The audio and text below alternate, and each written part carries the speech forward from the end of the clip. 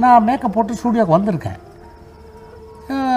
என்னை விட்டுட்டு பாக்கி 2 பேரை மாத்திரம் வச்சுக்கிட்டு, அதில் மனோரமா அம்மா கூட இருக்காங்க, அவங்க விஜயகுமாரி அம்மா இருக்காங்க, அவங்க 2 பேரும் ரிஹர்சல் பார்த்துட்டு இருந்தாங்க.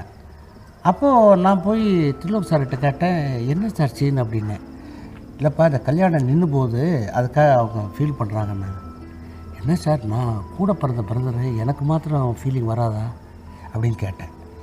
அதுக்கு அவர் சொன்னார், வரலாம், பட்டு ஒரு காமெடியன் வந்து இந்த மாதிரி சீரியஸ் சீனுக்குள்ளே வந்தால் அது ஜனங்க சிரிச்சிருவாங்க அப்படின்னாரு. இல்லை சார், அது சிரிக்காமல் நான் பண்ணுறதுக்கு முயற்சி பண்ணுறேன். ஃபிகர் எப்படி வேணா இருக்கலாம், பட் உணர்ச்சிகள் ஒன்று தானே, அதாவது அது மாதிரி பண்ணலாமே அப்படின்னு. இல்லை நாகேஷ், நான் சொன்னால் கேளுனார். நான் நல்லா பண்ணேன் சார், கொஞ்சம் தயவுசெய்து எனக்கு இந்த சீனு கொடுக்கலன்னா அப்புறம் நான் ரொம்ப டிசப்பாயிண்ட் விடுவேன் சார். ஏதாவது நடிகனுக்கு வந்து வாய்ப்பு கிடைக்கும் போது பண்ணி தீர்றேன் சார், கொஞ்சம் விடுங்க சார் அப்படின்னு.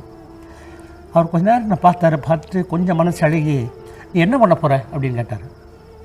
நான் சொன்னேன், நான் ரிஹர்சல்லாம் வேணாம் சார், எது வரைக்கும் லேட் பண்ணியிருக்கீங்க சொல்லுங்கள், அதுக்குள்ளே நான் ஆட் பண்ணுறேன் அப்படின்னு.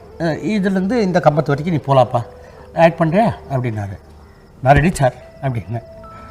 அப்படின்னா கிளாப் அப்படின்னாங்க. Start sound, camera, clap, action. நாங்கள் ஆக்ஷன். அக்கா அக்கா அக்கா எனக்கு உனக்கு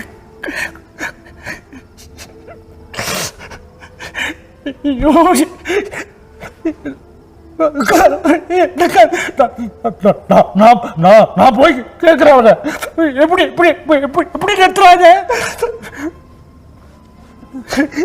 ஐயோ, எனக்கு நச்சு எடுத்துக்க போட்டு கேட்குற மாதிரி என்னமோ சொந்தமா எனக்கு வந்ததுன்னா சொல்லி ஆக்ட் பண்ணி முடித்த உடனே கட்டுனாரு. உடனே லைட் பாய்ஸ்லேருந்து கூட நடித்தவங்க வரைக்கும் எல்லாருமே பட்ட பட்ட பட்ட பட்டன்னு கை தட்டாங்க.